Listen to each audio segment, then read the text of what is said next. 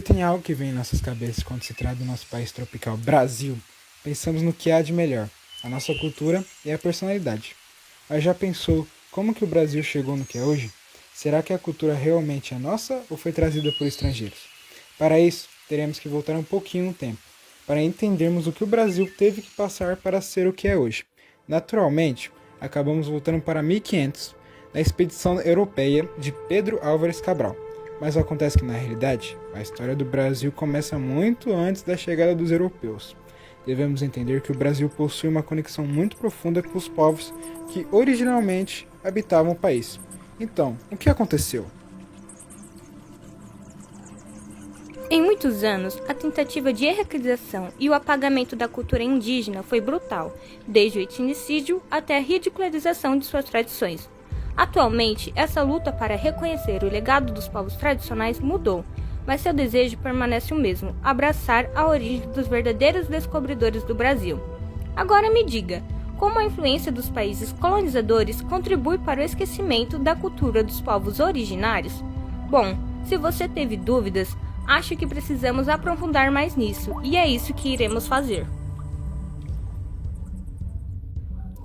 Antes de começarmos, vamos entrar em um acordo. A colonização dos países europeus teve um grande impacto nas culturas dos povos originários, causando uma influência negativa para que eles se adaptassem às tradições europeias e esquecessem seu legado ancestral.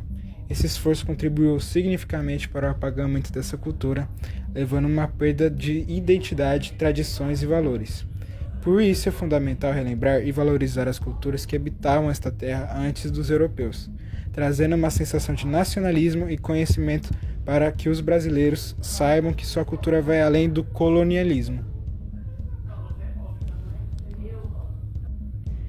E como uma utilização para o nosso documentário, é bom lembrar das metas de desenvolvimento sustentáveis criadas pela ONU, entre elas a ODS 4, Educação de Qualidade, especificamente a meta 4.7, até 2030 garantir que todos os alunos adquiram conhecimentos e habilidades necessárias para promover o desenvolvimento sustentável, inclusive, entre outros, por meio da educação para o desenvolvimento sustentável e estilos de vida sustentáveis, direitos humanos, igualdade de gênero, promoção de uma cultura de paz e não violência, cidadania global e valorização da diversidade cultural e da contribuição da cultura para o desenvolvimento sustentável. Entra como um auxílio para maior relevância e foco para o desenvolvimento dessas informações.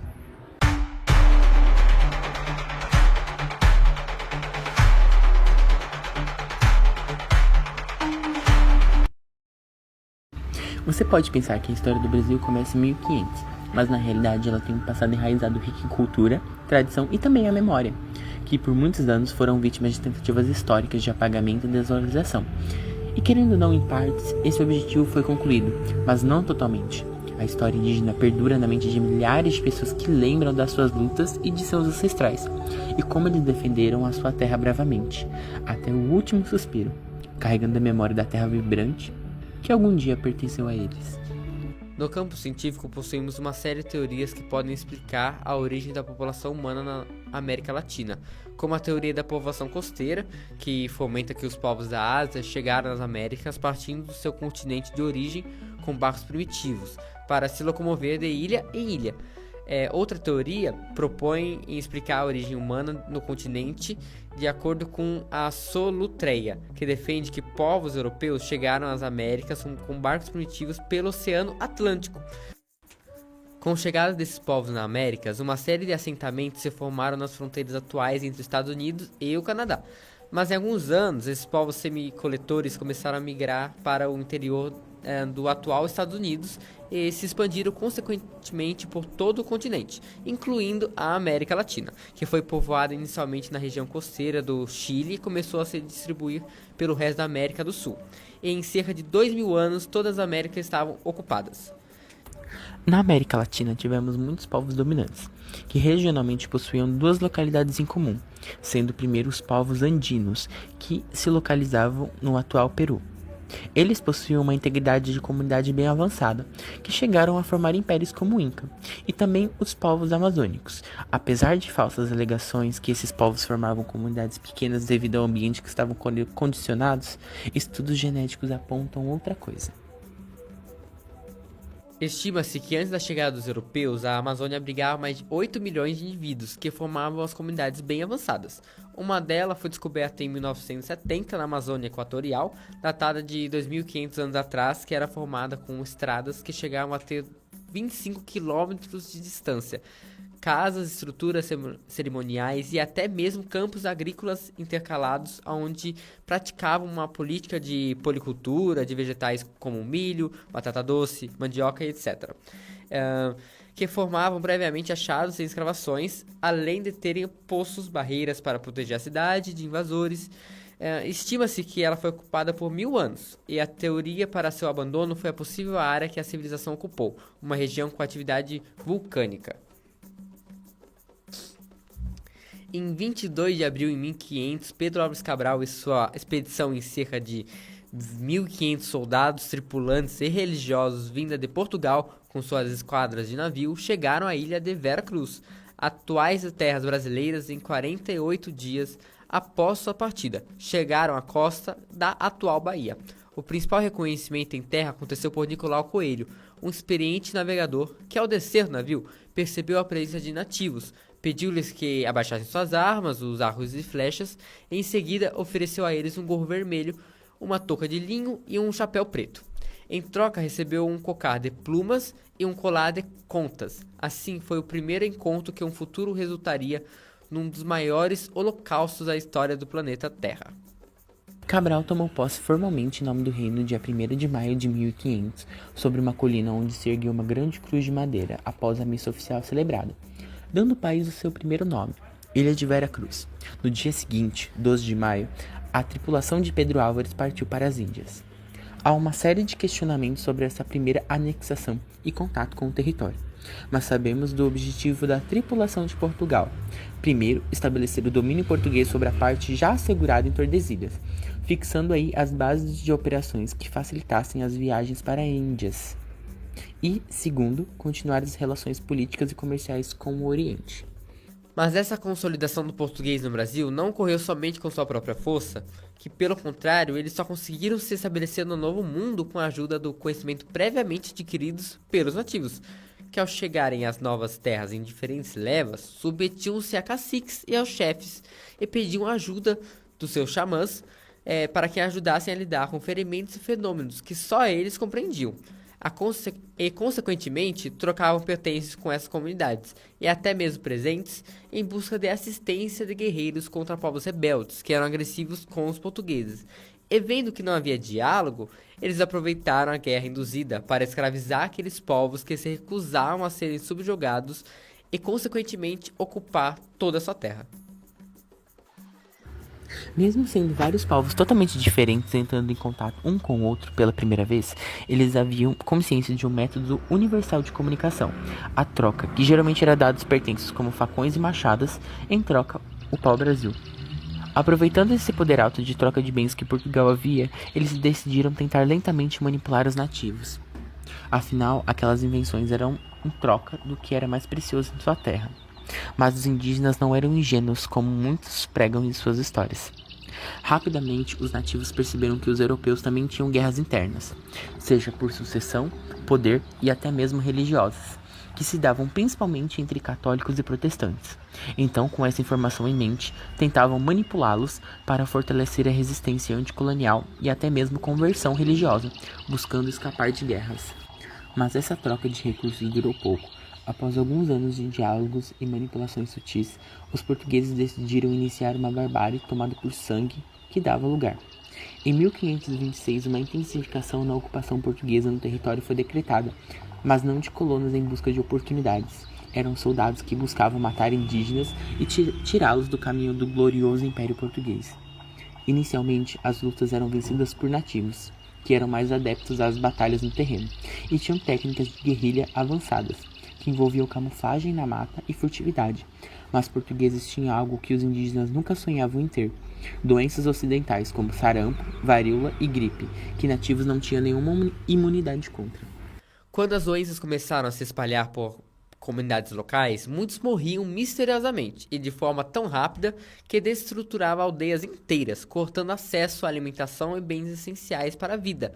O pânico também contava com os indígenas, que chegavam a deixar corpos empilhados sobre o chão, sem a presença ritualista que regia sobre suas comunidades. Estima-se que em 1500 a população indígena era de 5 milhões de nativos. Em 1570, tínhamos somente 800 mil em solo nacional, uma redução de poluição nunca vista. O mundo dos povos originários mudou para sempre. Comunidades inteiras foram invadidas e destruídas por portugueses e suas doenças. Tudo por conta do pseudo-progresso que eles pregavam. Mas isso não era nada de mais, nada de menos que uma forma de esconder o ódio e a vontade de submeter aquela população aos joelhos da hegemonia eurocentrista e também drenar os seus recursos.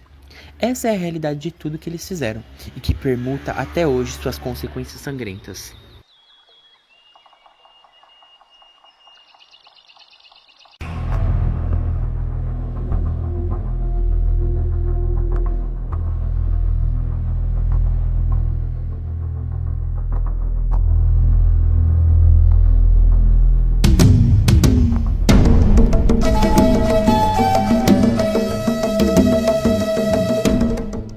No início, o mapeamento da América Portuguesa ela acabou não indicando nenhum entusiasmo.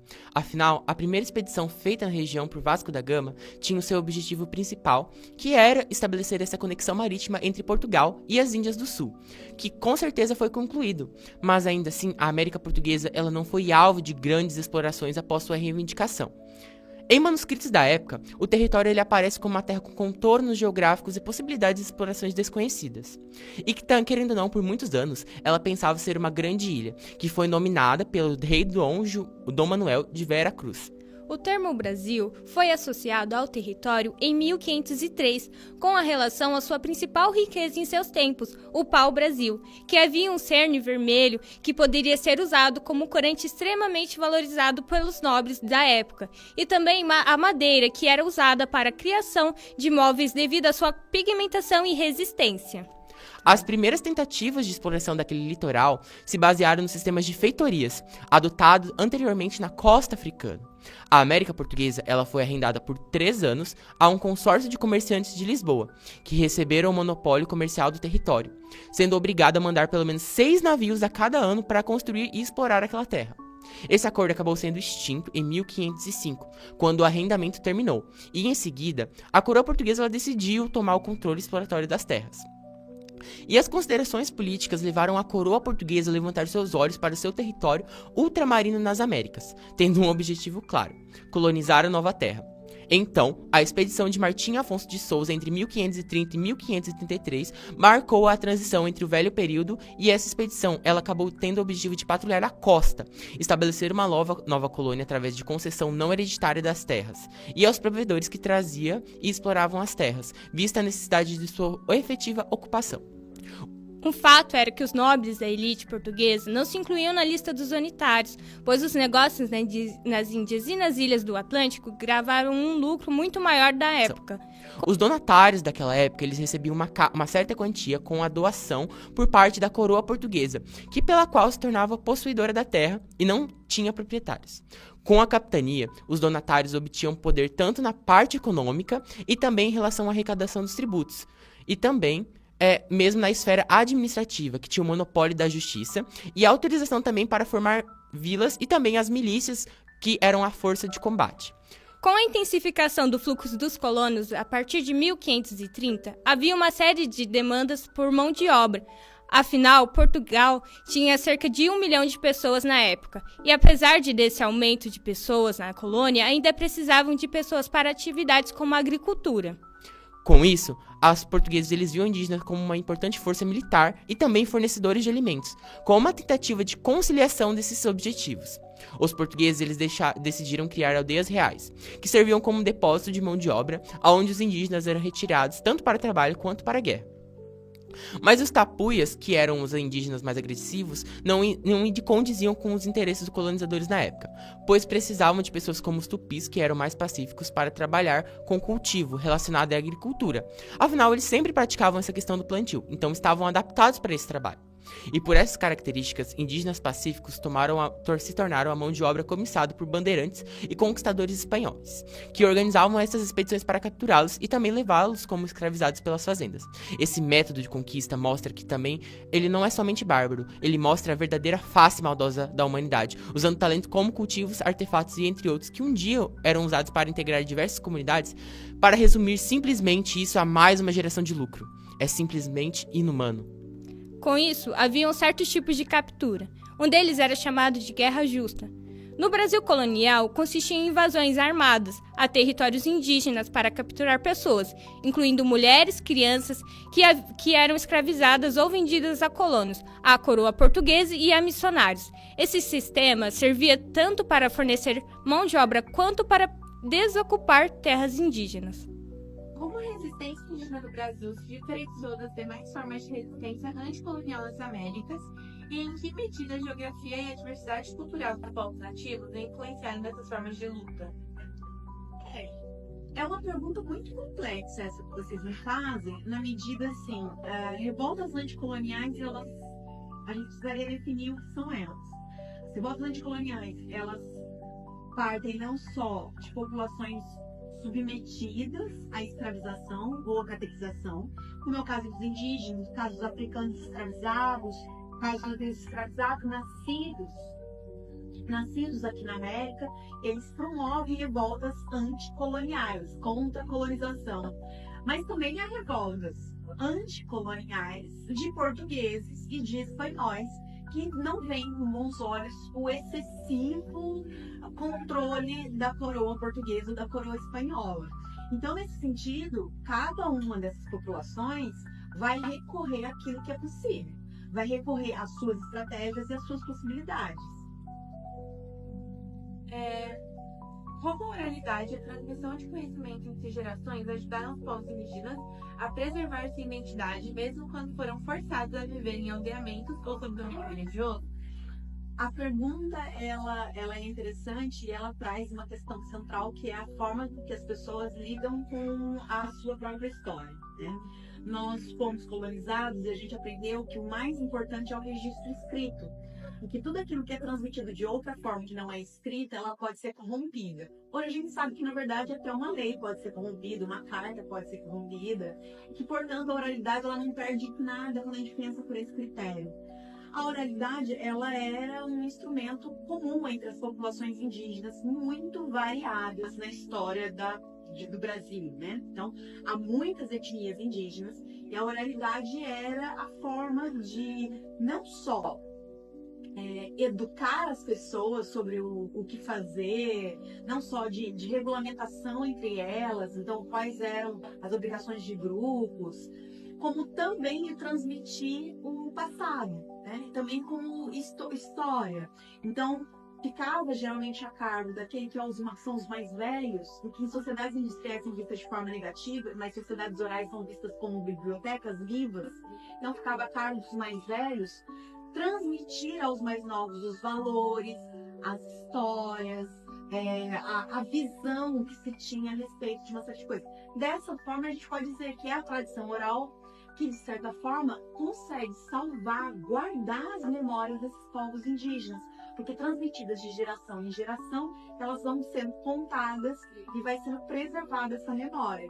E nesse sentido, o que se tem feito no século mais recente, no XXI, é a tentativa de agora guardar essas memórias de uma forma que ela seja menos suscetível a se perder no tempo. Porque as línguas originais, aos poucos, elas foram se perdendo. Há registros de muitas delas, algumas delas ainda há muitos falantes, mas uma das tentativas é fazer com que essas memórias, essas histórias orais, sejam gravadas em escritos ou em audiovisual, tanto na língua portuguesa oficial do Brasil, quanto nas línguas locais, as línguas das etnias, das diversas etnias. Então, a história oral é muito fundamental para a preservação dessa memória e memória e resistência. Os indígenas capturados eram levados para esses aldeamentos missioneiros, onde eram catequizados e divididos em grupos de trabalho. Parte deles cultivavam nas roças e também nas próprias aldeias, enquanto outros enviados eram para trabalhar em fazendas e estabelecimentos coloniais. Havia diferentes tipos de aldeamento, alguns voltados para a pecuária, outros para cultivo de ervas, algodão ou também a produção artesanal. E o Brasil é um país que desde sua criação tem um firmamento baseado em sangue, violência, genocídio e controle. Mas nesse momento podemos pensar que isso ficou no passado.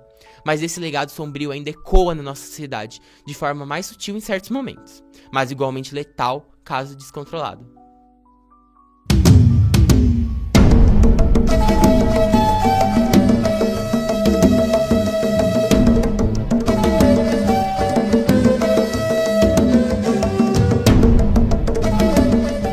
A cultura dos povos indígenas do Brasil é, sem dúvida nenhuma, uma das mais completas e diversificadas do mundo, tendo deixado inúmeras coisas como legado para o Brasil atual, seja em prato de comida, seja uma decoração ou até mesmo em hábitos cotidianos. Mas não é só isso que os povos indígenas deixaram para nós. Muita parte da cultura foi tirada e esquecida com a chegada dos portugueses. A descoberta, invasão dos lusitanos no Brasil foi mais drástica do que aparece nas aulas de história, sendo marcada principalmente pelo apagamento da cultura que tínhamos, sendo substituída pela cultura e hábitos europeus trazidos pelos portugueses. De que maneira os indígenas resistiram não apenas à escravidão e à perda de território, mas também ao apagamento de suas crenças, línguas e modos de vida, mesmo sob forte pressão dos colonizadores missionários? Bom, de diversas formas, né? O processo de colonização do Brasil, que a gente chama de Brasil, né? A América Portuguesa, propriedade de Portugal, ele não se dá no espaço que a gente conhece hoje todo como Brasil. Ele começa pelo litoral. Então, acho que a primeira forma de resistência, de vida mesmo, de sobrevivência, não só cultural, mas de existência, é a fuga para o interior. Então, durante muitos anos, uma forma de fugir da presença portuguesa ou presença das pessoas da colônia era fugir para o interior. Só que o processo colonial vai se expandindo, e à medida que os portugueses e os coloniais vão expandindo a sua presença no território, vão entrando em contatos com as populações que haviam no primeiro momento fugido. Então, acho que essa é uma primeira forma de resistência, a fuga para o interior. Mas existem outras, né?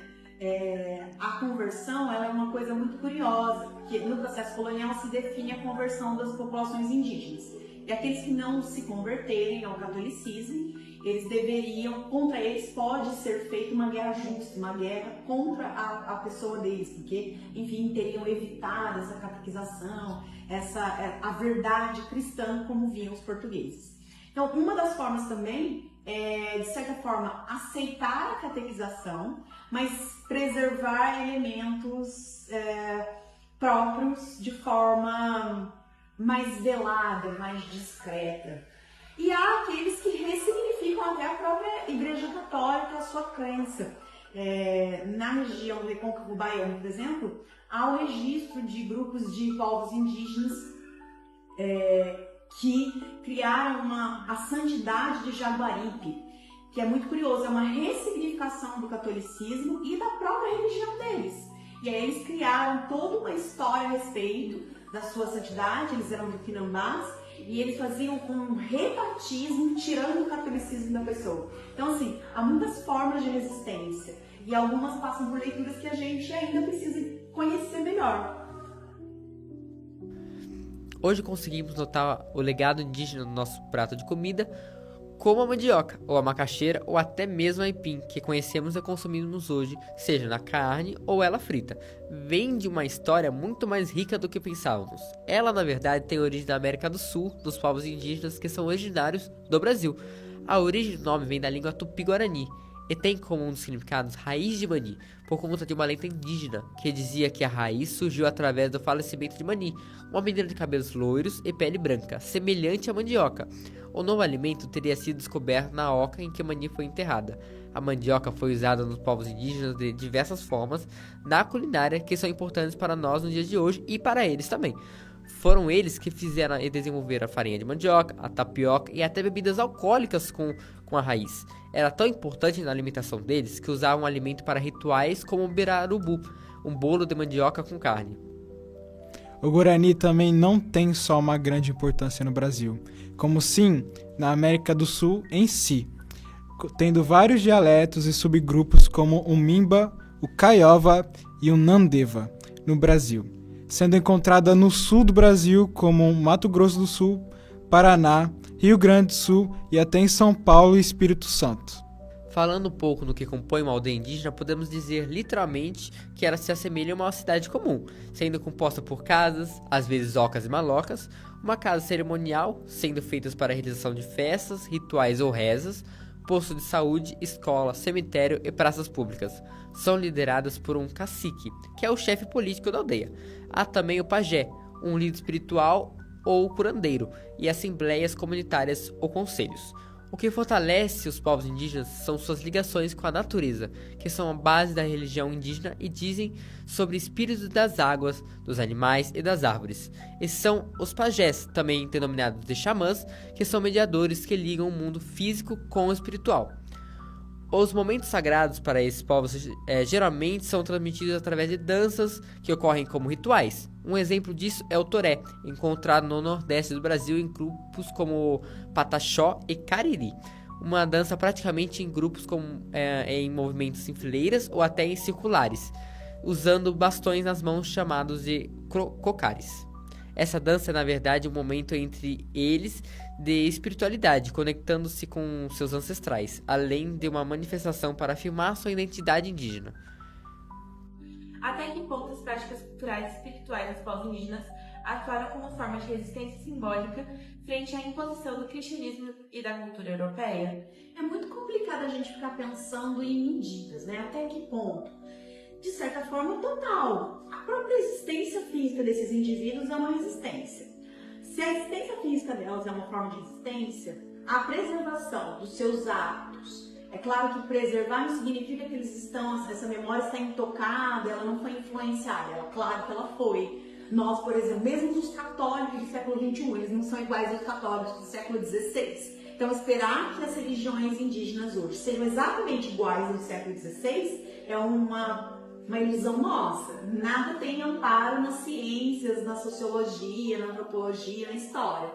Então, assim, de certa medida, então, a própria existência desses indivíduos, a sua tradição de oralidade, a sua visão a respeito de organização da sociedade, organização da religião, organização inclusive a sua relação com a natureza, que em princípio é uma relação de cumplicidade, de complementariedade, não de posse, mas é o que eu estou dizendo, né? A gente não pode correr o risco de tentar achar um indígena puro, inalterado. Não existem nem portugueses puros e inalterados. Eles também viveram 17, 18, 19, 20 e 21. E, portanto, um português do 21 não é um português do 17 e do 16. E, portanto, um indígena do 21 não é um indígena do 16 e 17. Salvo raras exceções que são as comunidades intocadas, que desde a Constituição Federal de 88, o Estado preserva o direito delas de serem intocadas, de não serem perturbadas pelos não indígenas. Beleza. Como o processo de colonização tentou apagar a identidade dos povos indígenas e por que muitos deles optaram por resistir mesmo diante da violência, da escravidão e da perda do território? Bom, eu acho que o processo colonial tenta apagar não só a memória, como a existência das pessoas.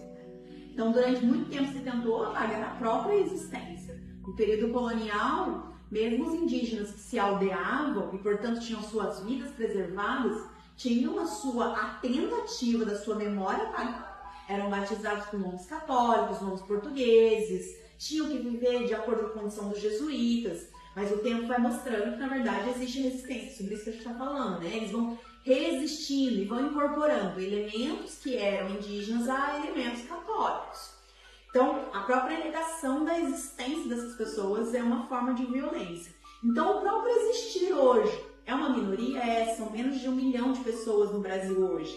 Já foram 40 milhões. Então, a própria existência deles, enquanto física, é uma resistência ainda hoje. E uma resistência contra um Estado não de forma homogênea, mas contra pessoas que até hoje buscam sua destruição. Porque quando a gente fala das invasões dos madeireiros, dos mineradores, da agropecuária em território indígena, a gente está falando de pessoas que no século XXI desejam o extermínio das populações indígenas. Além, é claro, os objetos feitos de cerâmica, máscaras indígenas, as pinturas corporais e as armadilhas de caça que ainda podem ser encontradas por nós nos dias atuais ou nas aldeias indígenas que ainda seguem os costumes.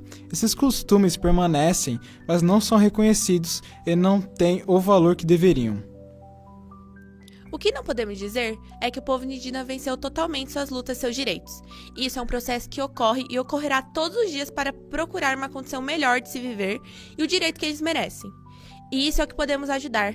É isso que podemos contribuir, fazer com que os sangues que foram derramados e a parte da cultura que foi apagada não seja esquecida, e sim ressaltada a sua importância.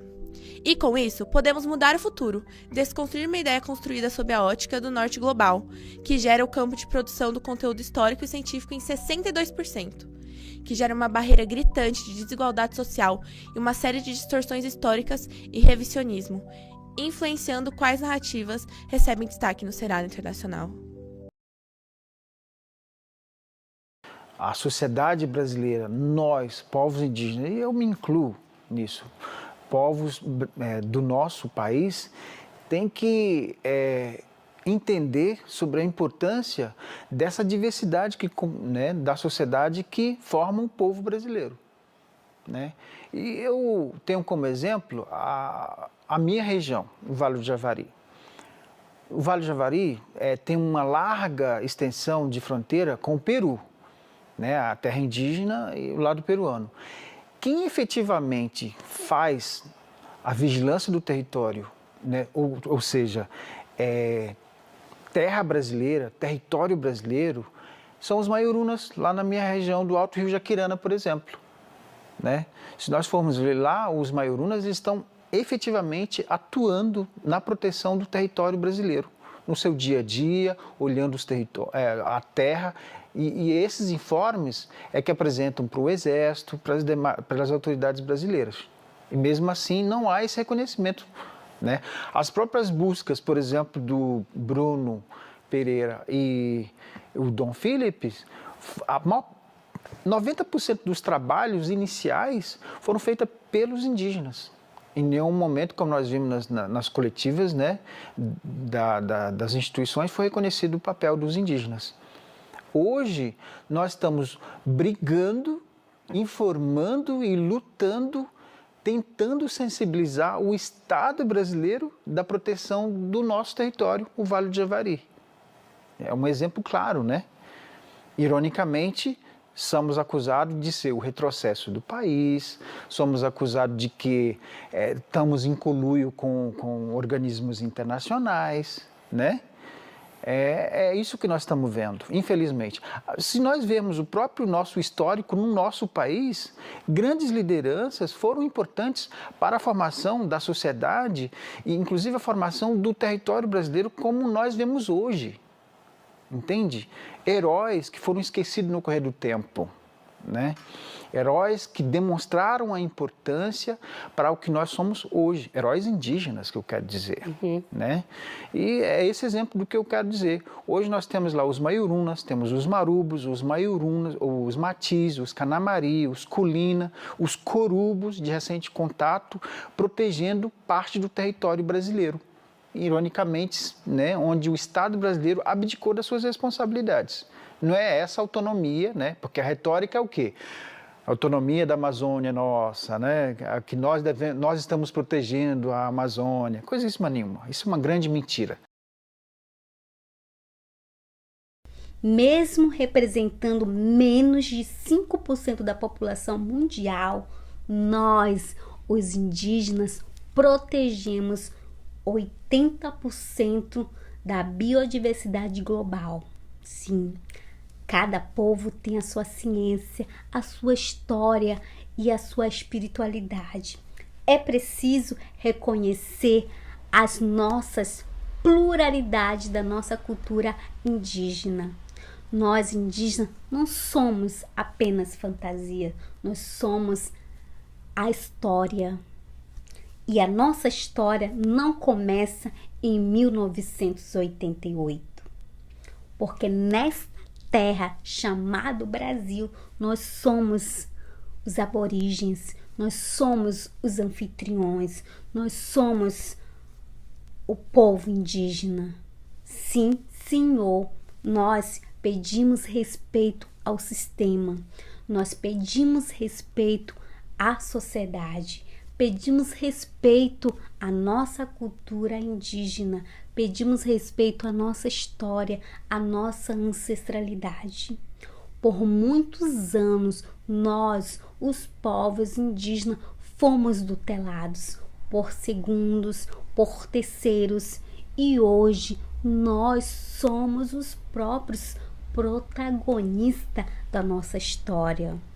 O meu povo ticuna é marcada pela entrada violenta de seringueiros, madeireiros na região do Alto Rio Solimões. Primeiro, sofremos vários tipos de violência dentro e fora das aldeias. Índio é coisa do passado? Nosso povo sempre é visto como marginal. Por isso, a militância indígena, ela vive dentro de nós, os indígenas, a luta pela vida e pela resistência. Eu nasci vendo a luta dos meus avós, dos meus pais, para manter a nossa tradição. Hoje, a maior população indígena do Brasil é o povo ticuna, do Amazonas. E o segundo povo é o povo guarani. Nós, os povos ticuna, ainda temos a nossa tradição, a nossa língua e o ritual da moça nova, que é um ritual sagrado para o meu povo ticuna. O povo ticuna é conhecido pelas pinturas de rosto, porque nós somos divididos por clãs de animais da terra e do céu. Por isso vocês estão vendo essa pintura. O clã do meu pai é de onça, o clã da minha mãe é de arara. Não podemos, na minha cultura, casar clãs com clã. Tem que ser clãs diferentes. Por isso os meus pais se casaram, porque eles são clãs diferentes. E eu levo a linhagem do meu pai, que é a linhagem de onça. É como se fosse um sobrenome. Por isso vocês estão vendo essa pintura no meu rosto. Desde criança, nós aprendemos a respeitar a natureza, que é uma escola para nós. Na aldeia, os animais são os nossos professores. Eles nos ensinam como alimentar.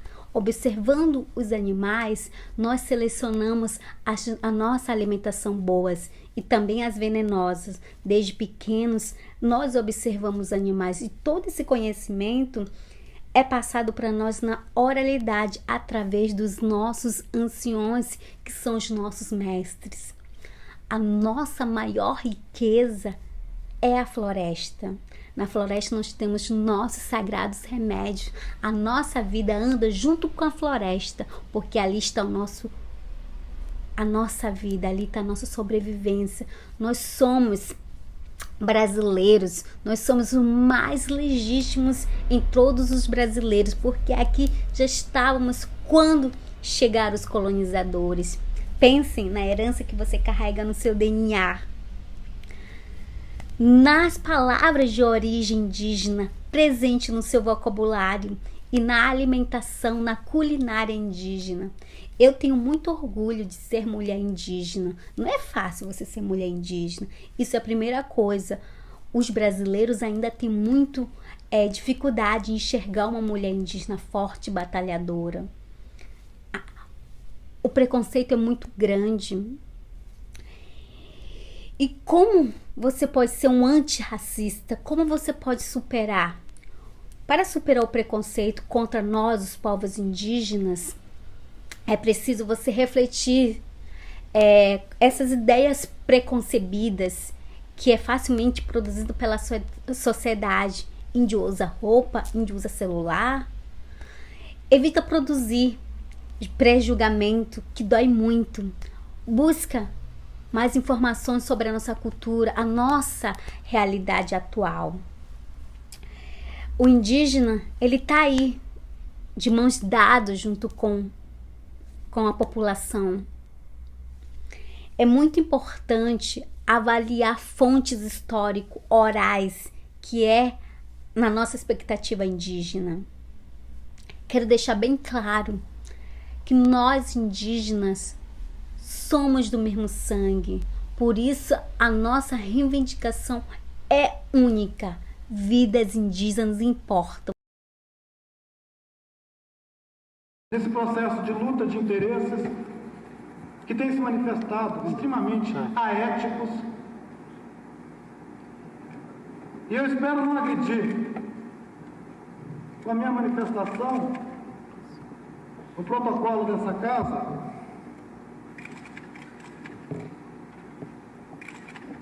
mas eu acredito que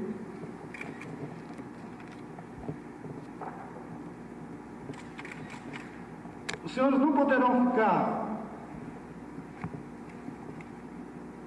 omissos, os senhores não terão como ficar alheios a mais essa agressão movida pelo poder econômico, pela ganância,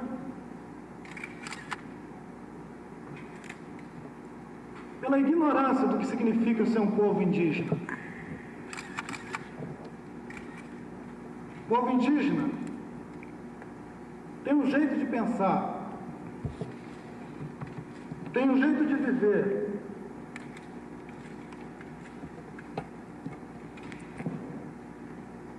tem condições fundamentais para a sua existência e para a manifestação da sua tradição, da sua vida, da sua cultura, que não colocam em risco e nunca colocaram a existência sequer dos animais que vivem ao redor das áreas indígenas, quanto mais de outros seres humanos. Eu creio que nenhum dos senhores poderia nunca apontar atos, atitude da gente indígena do Brasil que colocou em risco, seja a vida, seja o patrimônio de qualquer pessoa, de qualquer grupo humano nesse país. E hoje nós somos o alvo de uma agressão que pretende atingir, na essência, a nossa fé, a nossa confiança de que ainda existe dignidade,